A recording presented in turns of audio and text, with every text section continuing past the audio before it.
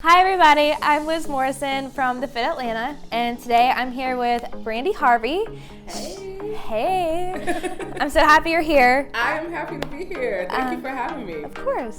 So Brandi is the founder of Beyond Her, which is a business dedicated to helping women find empowerment and go beyond themselves. Absolutely. And grow themselves and in mindfulness, wellness, and she's also an international speaker, so I'm so excited you're here. Let's do it. All right. So first, let's talk about just a little bit about yourself. Are you from Atlanta? Did you grow up here? Oh my God, no. Okay. I feel like I'm really walking into my ATLian life right now. I feel like I've kind of earned my peach because I've been here that's cute. for about 12 years. Oh, yeah. You're a local. I'm definitely I've seen a lot of changes over the last 12 years in Atlanta, so I feel like I'm in it. Yeah, you know? You've been around. I'm a part of the culture. Right. You know, I'm honorary Migos, Right. you know? So, but no, I'm originally from Cleveland, born and raised. Yeah. Graduated from Ohio State, and then I moved out to Los Angeles where I was a teacher and a group fitness instructor and personal trainer, and I moved here to Atlanta when my family moved our business here to Atlanta.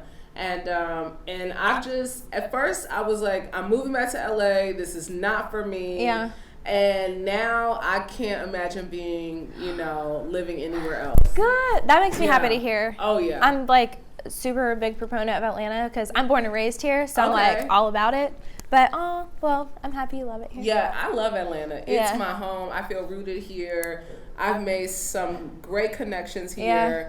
But I just like the community. I love, Atlanta, sets the culture and the pace, especially in entertainment or fitness or whatever.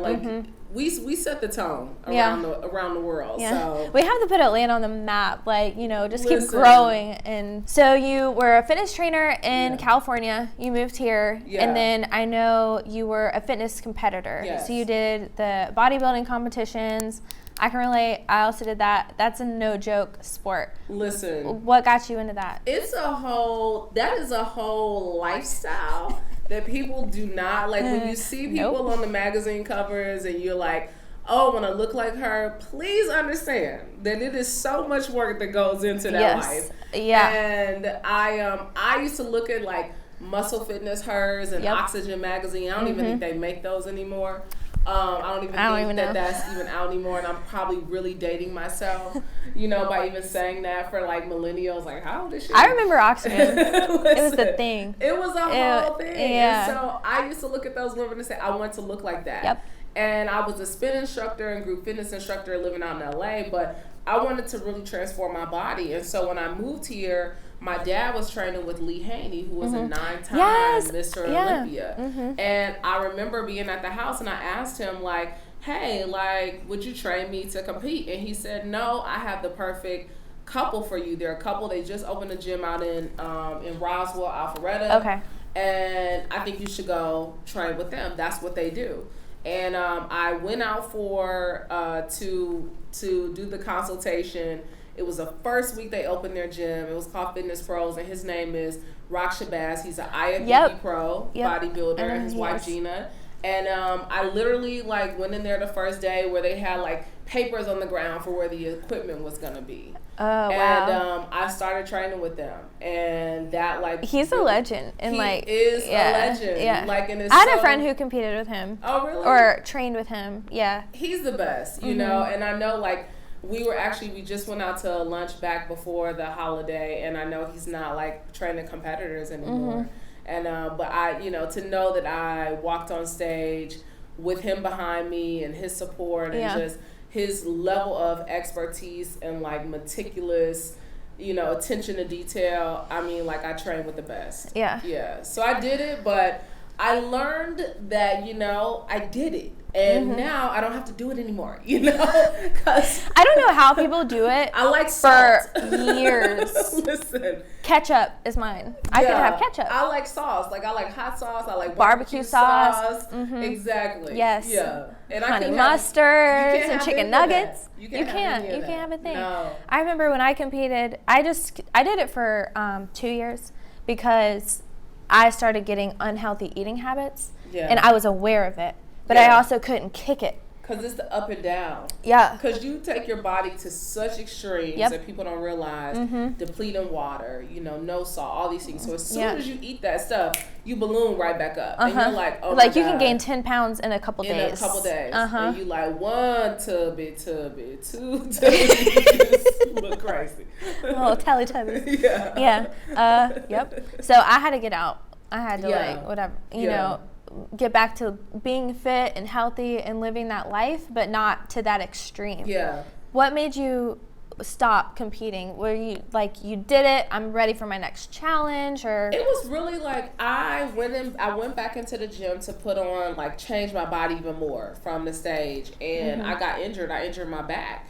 And when I injured my back, I came out the gym for like 6 weeks, but during that 6-week time, my father wanted to start doing mentoring camps, and that was in 2009. And he says, look, I have this idea. I want to bring 100 boys to the ranch in Texas, blah, blah, blah. He goes through this whole thing, and he was like, do you want to help do that? And I was like, absolutely. And because I was a high school teacher, ran after school programs, like my background was in nonprofit, it was like a natural fit. And when I went into that, it totally changed the trajectory of my life. Like, I walked into a new purpose, and that was it. And so I never looked back. I always kept training, always have been into health and wellness. So working out was always my thing, because it's like a part of my mental health. Yeah. Because I'm like, I'm like extreme, I'm like extreme. So I want high intensity. Yeah. I want, if you're going to do it, you're going to go all in. Listen, I want you to cuss at me. Look, I want to hear trap music. Like, like, just don't hold back. Friend. Okay, don't hold back with me. Like, I need all of that. And so but we ended up. I just knew that there was like something else for me. And when I really made health a lifestyle, it wasn't about this like roller coaster that I was on when I was competing and trying to get in shape for the competition and dieting. Yeah. I didn't want to do that. I didn't want to take my body through that. I wanted to live in a space where my weight was steady. Yeah. My emotions were steady. Because like when you get hangry when you're competing, like it's not just hangry. It's like do not even come near me. Don't look at me. Don't even breathe. There's not enough sugar-free gum in the world to help you, okay? Right. Those Trident packs went fast. Listen, they go too fast. Yeah, he's be chomping on that. Like, I need my calories. I knew what all the good kinds of gum were. Like, What was your favorite gum? It was like this, like, tropical. Was it the orange Trident? It was. I think it was. No. That was mine. The orange Trident. It was like a tropical. Yes. Man. I used to love chewing that gum. That was the flavor I was able to have. I'm so glad that is so Black History for me. Yep.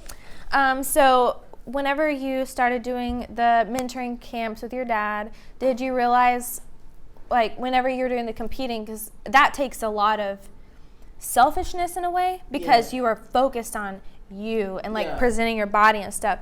Did that help you realize, like, wow, there's more to just competing? Because I feel like whenever you are competing, at least with me, like, that becomes your entire life. It's hard to see outside of it. Yeah. So what was that like? Like, when you said you walked into your next purpose, like, what was it that made you realize? I think what it was what competing taught me was discipline, and the mindset of winning.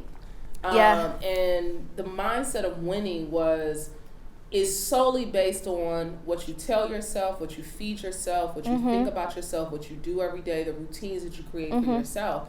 And that creates this winning life.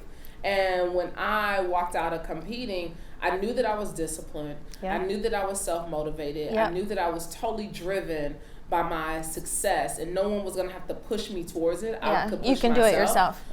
And I think, like, when I took that mindset into the foundation and building that and building mentoring programs, it was to offer kids and families that same mindset, that you can create the winning life you want for yourself. Yes. You can create the life of your dreams and your destiny. But it is going to require you to do the work.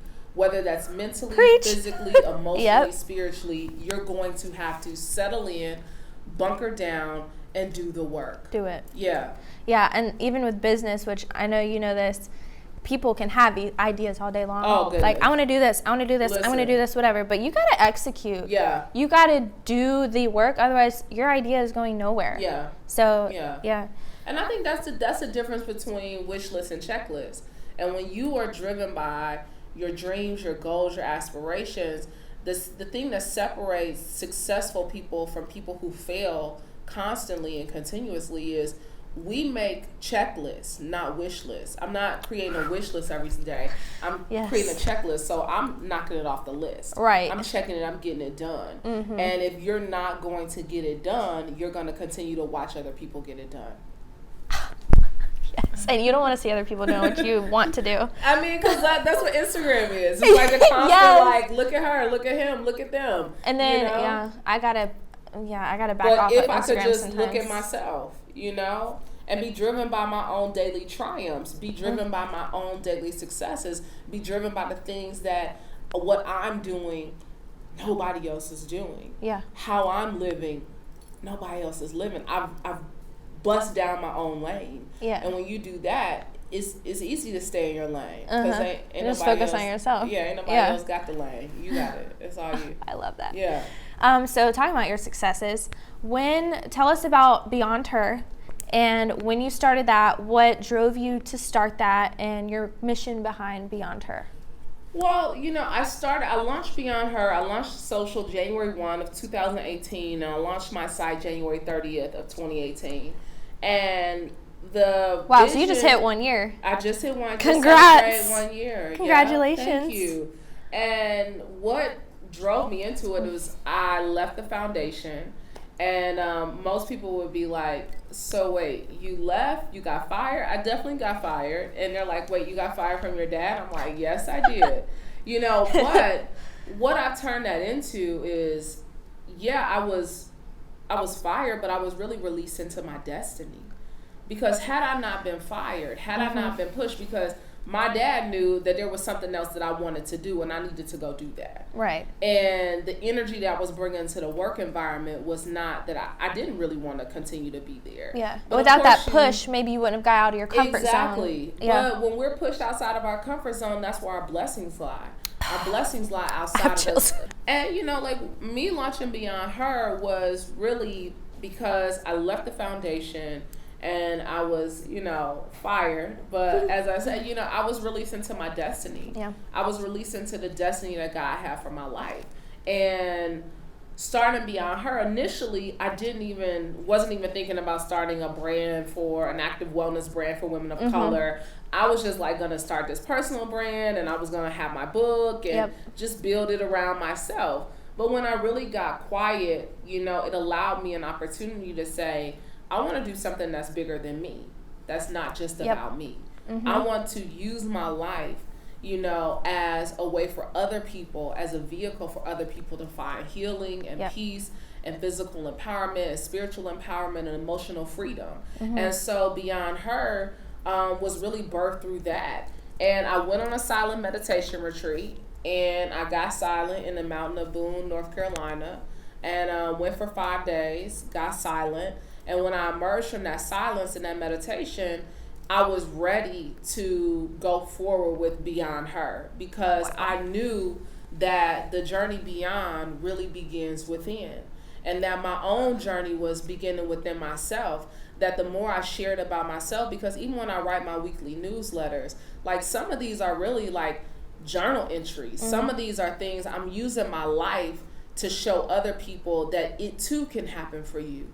You too can find freedom. You too can elevate your life. But it is going to require you to do the work. And so Beyond Her is really this platform, not just for myself, but for other people to be elevated and freed in ways that they find their own personal freedom, but that they find their own personal purpose and mission and destiny, you know, because it's not just about what you eat. And we talk about living plant-based, because I'm definitely an advocate of plant-based vegan life, you know, and have been for about 3 years now. And we talk about that, and I talk about working out, and I show workout videos, but it's so much deeper than that. Yeah. It's so much more about my mental state, because if my mind is not right, if my spirit is not right, I'm going to keep falling into the same pitfalls, the same traps, the same rabbit holes that I've been falling in before. I'm still going to ride this roller coaster. But if I can master my mindset, if I can master my emotions, my life will open up and elevate, and I'll go to the next level. That is so real. What kind of resources do you offer through Beyond Her? I know you have an ebook coming out. Oh, yeah, my ebook came out in May, and so I offer classes, offer workshops and seminars, also offer content on my site through like my therapist is a content contributor on the site. So we offer a lot of like mental health articles, but also like inspirational articles for you to be able to take through your weekly, daily life. And so the articles that I publish every Tuesday are written by me, and it's usually like a message that I feel is going to come through me. And like this past week, my message was mediocrity will kill you. And I talked about mediocrity and how like we take that in small doses, and just like arsenic or anything else, if you take it long enough, it's going to affect your life. It's going to kill you. But the same length from the top, the average, where average lies. It's the same distance from the top from the bottom. So what are you going to choose to do in your life? You can choose to be average and just meander about, or you can choose to live your life and walk in your purpose and do what other people are not willing to do every day.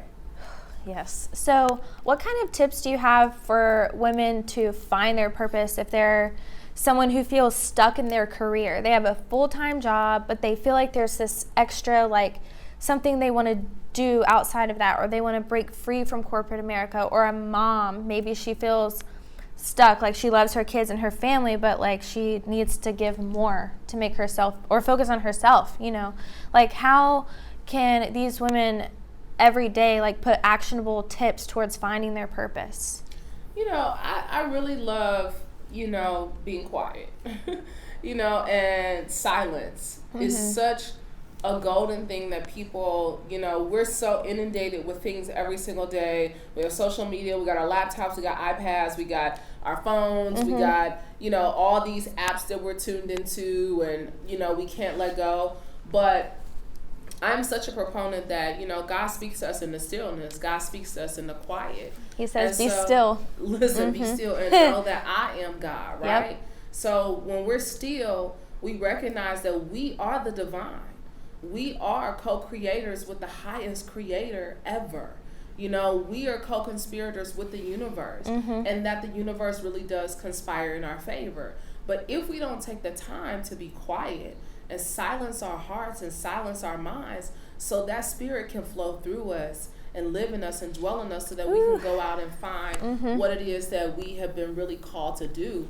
A lot of times people look at their purpose as being something that, everybody wants the Beyonce purpose. You know what I'm saying? Like, I need to get famous, I need to make a lot of money. Yeah. Everybody thinks that their purpose has to be tied to singing, dancing, being famous, being a celebrity, but it's not. If you're an excellent teacher and you know how to teach something better than anybody else, well, then that's your purpose. You do it with a minimum amount of effort. You do it without really thinking about it. That's just who you are. Yeah. Well, then that's your purpose. I love Miles Monroe, and he's passed away, but he was a Bahamian preacher, Reverend. He's an author. I mean, numerous books and conferences, and he passed away a few years ago, but he did this wonderful message on purpose. He said that when we don't know our purpose, when you don't know the purpose of a thing, abuse is inevitable. And so many of us have been abusing ourselves, abusing our time, abusing our spirits, abusing our emotions, because we haven't figured out what we've been purposed to do. And if you take the time to get quiet, to figure out that purpose, to figure out why the creator, the divine, the universe, the spirit, whatever you choose to believe or whatever, when you get quiet, that's when the universe is going to speak through you and flow through, and you find out, like, I'm a great teacher, I'm a great baker, I'm a great counselor, I'm a great leader. Yeah. I'm great at organizing. All of these things serve great purpose in our lives, and people need all of those tasks. Yep. But if we stop looking at it as being fame driven, because we're such a celebrity driven culture, which is so sickening, you know, and I understand that, you know, even on Instagram. Listen, and I live in the very closeness of fame because of who my father is. Yeah. You know, but I look at it like, God, when people like really start to like go through that soul searching process, when people really start to delve deeper and look at the depths of who people really are, that's when we find the magic. You know, it's not in the filtered post. Most of us are living filtered lives. And there are so many people out there who just almost like fake what their purpose is. Listen. To get to fame. Yeah. And so that's hard too when you're looking at motivators or wellness coaches, even fitness coaches online. Yeah. Like, you don't know if they're the real deal, if they're stealing someone else's plan, just trying to make $1. And so it's hard too. Like, so I think that quietness too, like if not just finding your purpose, but if you're finding someone who is living their purpose, like a wellness coach, a nutritionist, a therapist, also being quiet and really finding what you need from that too to find the right person. Yeah. And that's where I think we make mistakes, is we are looking at everybody else's tribe, and we haven't found a connection with our own tribe. We want something else outside of ourselves. Like, oh, I want to go hang out with her. Why do you know her? Do you really want to hang out with her? Because why? Because she has a billion followers? Like, is that why you want to hang out? Listen, or is she cool? Instagram is the highlight reel, right? Like, we only showing the highlights. Right. We're not showing the depressed times. We're not showing the days I don't want to get out the bed. We're not showing the days that we feel low, we don't feel good enough, we don't feel inadequate, we feel like imposters. We're not showing those days. We're showing the days that we're shooting, we're looking good, we're doing photo shoots, we're showing the days that we're, you know, living a life, going these different places. But the real thing is, do you really know this person? Because do you know who you are? And so you'll get into a space and you're chasing fame, you're chasing money, and you haven't, as my friend Patrice Washington likes to say, you're not chasing purpose. You know, and when you really want to be you can wealthy, lose sight of your purpose. Listen. Even if you start out on the right track, but you start diverting and chasing the money and chasing the fame because you're getting a little bit of growth, that will hurt you. That'll come back and bite you. Because that fall is inevitable. Like, you are going to fall. And the crash of that is going to be so damaging to you because you haven't built the foundation. It's like building a house. It's like building a business. It's like building a building. If the foundation has cracks in it, if the foundation is not sturdy, you're going to have to rebuild the house. Yeah. You're going to have to rebuild the business.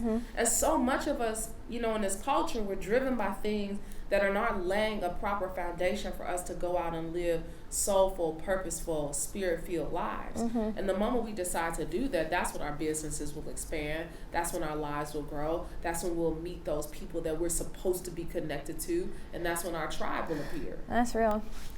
So you mentioned, you know, people show their highlight reels when they're looking good, they're feeling good, whatever. And do you have days where you feel like you wake up and you're just like, what am I even doing? Why am I doing this? Oh or whatever. God, and I know that I've seen you talk about going to therapy and stuff. I also go. I mean, the more I've talked about it and been open about it, the more I realize people can relate. And they also have struggles. Like, I'm going through this and this and this. Oh, I went through that with my mom or my husband or whatever. And it's like, oh, really? And then you can bond. How has opening up about, you know, your faith and your spiritual life and going to therapy, like, how has that helped you grow as like a woman but also a businesswoman? You know, like, when I made the commitment to go to therapy every single week, it's been about 1.5 years, almost 2 years that I've been in therapy. But 1.5 years is when I made the commitment that I go every single week. And, you know, the moment I did that, it forced me to start. That was like my level up, you know, because it wasn't on my insurance, you know, so I was paying out of pocket for it. That was my investment. I'm one of those people, like, I got to put all my money up, you know what I'm saying? I got to be invested, okay? So I put my money where my mouth was, And I knew that in order for my life to change, I was going to have to heal some things that I had been carrying around for such a long time. I was never going to be the businesswoman that I wanted to be. I was never going to be able to speak on the platforms that I really knew God had for me to speak on, because I was still carrying around baggage that I've been carrying around since I was 15 years old and 12 years old and 18 years old and 20 years old. And so when I started to make that commitment, it forced me to journal. It forced me to stop using things to cope. Alcohol, marijuana, like all the things I was using to cope, not understanding that that's what I was doing. You know, but I was, are they going to have drinks there? Are they going to have, I need to smoke before I go. I need to do all these things, right? Because I was putting myself in situations with people who were just tolerating me and I was tolerating them. I was putting myself in situations with people who did not serve me. And the moment I started to remove that, the moment I started to feel my feelings, and not just saying I'm feeling some type of way, you know, because as Black women too, we end up saying like, I'm just feeling some type of way. Well, or I'm in my feelings. Well, in my feelings is not a feeling. You know, what is it? You know, what do you what feel? Are you feeling? What are you feeling? And so much of the stigma, you know, of mental health and therapy in the Black community, you know, has been, we just get over things because we've been extremely traumatized in our lives. You know, we live in a society where we're like constantly confronted by racism and, you know, societal ills and things that we've always been disenfranchised from. And so the stigma was like, we don't go to therapy, we just get over it. And so for much of my life, it was just get over it.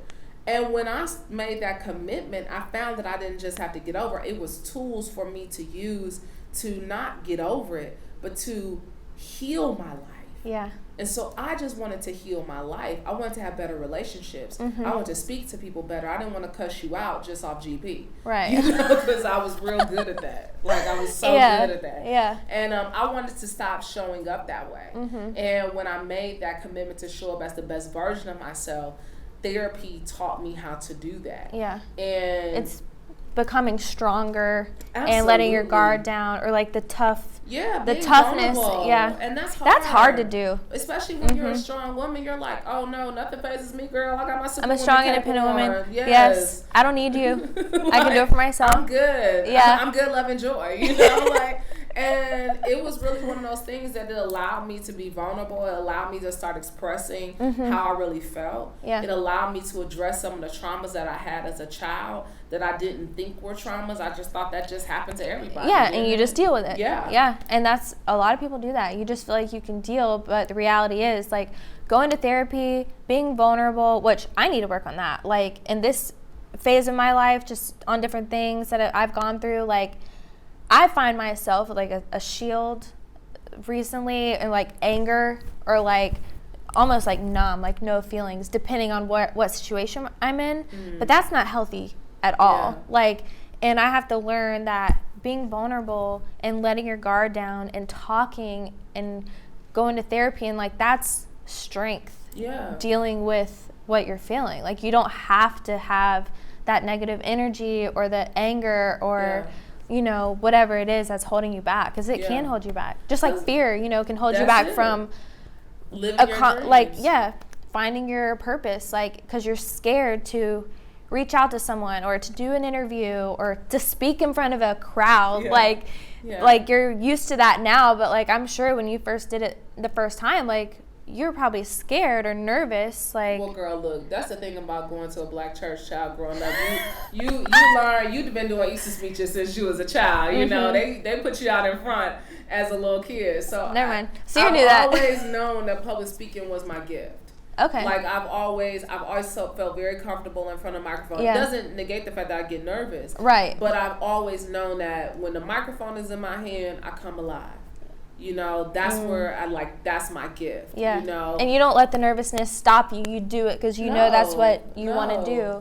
But the thing, you know, that's helped me even as a speaker in that level of vulnerability is that you find out, and you found this out too, the more you share your life and you expose some of the things that have happened, that you find out that I'm not alone. Yeah. Because most of the time we have these guards up because we think it's just us. Yep. I'm the only one feeling this way. Nobody or else. People are going to judge me if I open up about this. As soon as you say it, you're like, oh, hell, you too? You too? Come on down. Like, welcome to the club. Welcome. Yeah. You know, because I'm not alone. I'm not alone in feeling, having had low self-esteem. I'm not alone having felt the abandonment of a parent. I'm not alone of having made mistakes in relationships. I'm not alone. Yeah. And so the more we walk in that blessing of not being alone, we find that, look, oh my God, the world is so big and so beautiful, and it's so much splendor, and it's all here for me. Yeah. Oh my God, what was I doing all this time? Right, just what worrying. Was I doing? Just missing out on your purpose. I was missing out on so much. Yeah. So, what tips do you have for someone who's watching this, like, and maybe they're struggling or they're ready to find their purpose and live more mindful, like, to step out of their comfort zone, deal with their struggles? Like, do you still journal every day, or do you have gratitude lists? Like, do you have daily routines to help you stay strong in that mindset? Yeah, I am like such an advocate of journaling. And I have all my journals are the same color and the same style. Do you use the same pen? No, I mean, I have like a certain style of pen that I like, very fine, tip. Yeah. But I can only use one pen. Oh, really? For all things. Yeah. Wow. I'm like that's the one thing I'm super particular about. Like, I will not write in a notebook if I don't have that pen. Wow. It's like a thing. So sorry, I didn't know. Hey, everybody has their thing. Everyone has their thing, yeah. Yeah, but I'm a journaler, and it's really like beautiful for me to, having been consistent the last year and a half with journaling, and like for me to go back and look at October of last year, right? Like, it was probably like October of last year, I went and read like all of October, this October I read last year. January, I went and wrote, what did I write last year on January 1? What did I write the first week of the new year last year? And like, I can go back to that journal and pick up and read. Is that nerve-wracking to like go that comes into vulnerability. Like, I feel like it's hard for me when I journal things to go back and read it, because it's almost like re-feeling those feelings. Like, how do you approach it? I feel like such like the growth, right, of my life. Like, I'm like, man, wow, that's what I was. And that's what I need to handle with my feelings, like not repressing, but like, wow, look at where I was last year. Look at what I was writing about last year. I saw like certain conflicts that I was having with people, and how that conflict had been resolved, and what I did to ensure that relationship stayed intact and really grew from that. Yeah. Like, it's so many things that I like really love about journaling. And so, like, the most I have gone probably is like 6 days without journaling. Oh wow! Do you start getting like a tick? Like, I'll be like, oh my God, I haven't written my feelings down. I haven't written. I need to get them out. I have not gotten them out. Yeah, and it's real. That paper is like, whew. Yeah, it really is a godsend. But I always, even if I feel like I don't have a lot to say, that day, or like some lesson that I was supposed to learn, like I like to write down lessons I got or things that I learned that day. But I always, if I don't have anything else, I just write what I'm grateful for that day. And I always do that. I write, what I'm grateful for. Like, I'm thankful for opportunities. I'm thankful for a new door being open. I'm thankful for this person sending me an email today. I'm thankful for, like, it's like the small things, because I want to be able to, I'm one of those people who's like, feels like my journal is going to be like held somewhere later on down the line. And people are going to like really like, oh my God, she wrote this, and these are her journal pages, and they'll be like out somewhere for display. So I'll write them. Yeah. Maybe one day you'll write a book. Do you have that in your plans? The book is coming. So it is? I'm actually like almost done with the book. The book is there, so I think I'm just in the space I'm so ready for the next level. So the book is about done, and I'm going to get a new title for it, because I feel like I've changed. And that's what, like, the girl who, Candace is my writing partner. She helps me. She's like, you 30-year-olds are like, you 30-somethings are like my clients who just, y'all change so much. Yeah. She was like, y'all are constantly like new things, new still levels. In the 30-year decade, like, I'm almost there. Like, it's still a lot of change going on. Yeah. Like, how long has it taken you to write a book? Well, I started on it last year. I Okay. walked away from it when I started Beyond Her because I just want to focus my attentions on Yeah. writing the content for Beyond Her. Okay. And then I picked back up and I did it for a few months, and then I was like, I stopped again because Yeah. I'm like, I want this book to, I've been thinking too hard about it, I think.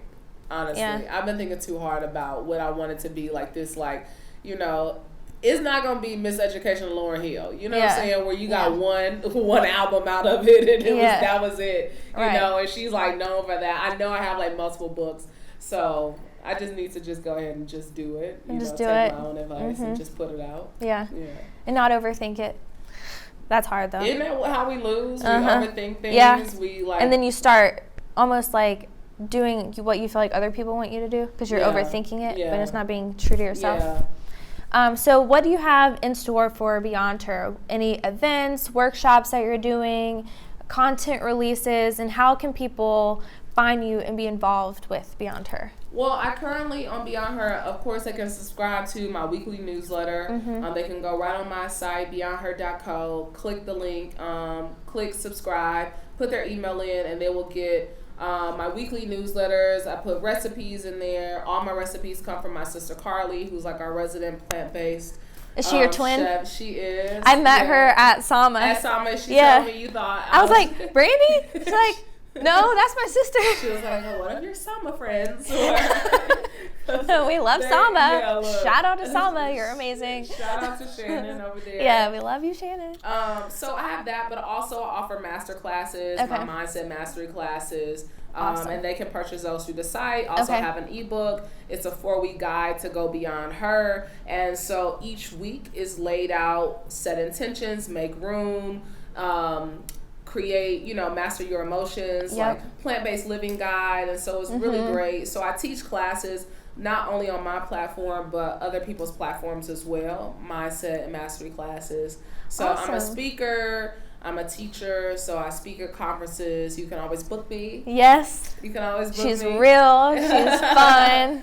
So I do a lot of retreats, a lot of conferences. Yeah. So that's it. Well, hopefully we can get you at the Fit Atlanta Fest this year. We were trying to work it out last year, but it's going to come in due time. Right. Everything this year's going to be better.